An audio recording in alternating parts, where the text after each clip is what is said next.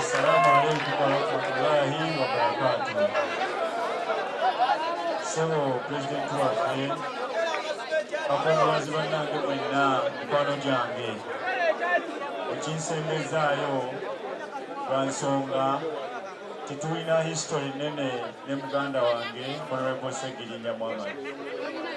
Bwe baba muntu asobodde kubeera mu bulamu bwa Ssegirinnya naddala busembyeyo ebbanga eddene abadde enzaala Ssewanyana.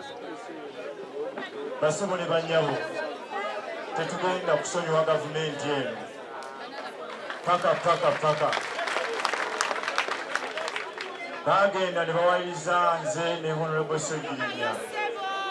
Balooya baffe ne batulwanirira tusobole okufuna obwenkanya nga tuyita mu bbeero tujje twejanjabe tuweereze n'abantu baffe kubanga ebiwandiiko ebiraga obulamu bwaffe bwali butambula byaliwo nga biraga nti tebuli bulungi. Naye gavumenti eyabasibira mu ggwa n'egaana okutuwa akakalu paka bwe yakatuwa ng'eraba tuweddeyo okusingira ddala muganda wange Ssegirinnya Muhammad. Ssegirinnya Muhammad otusadde nnyo.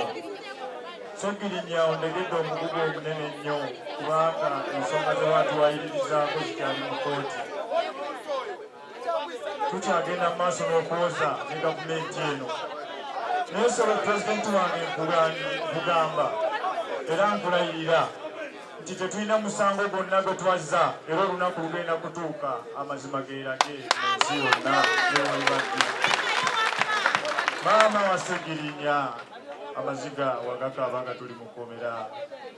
Mbadde njagala nnyo Honorable Ssegirinnya adde mu bulamu ajje asobole okuweereza n'okuweereza abantu be naye tekisobose. Ebigambo bingi sijasobola bimalayo. Kitalo nnyo Honorable Ssegirinnya. Kitalo ddala. Saba Allah. Kozi nono mubaka. Naye ono mubaka agenda mmuddiza akazindaalo. Anyfic Media.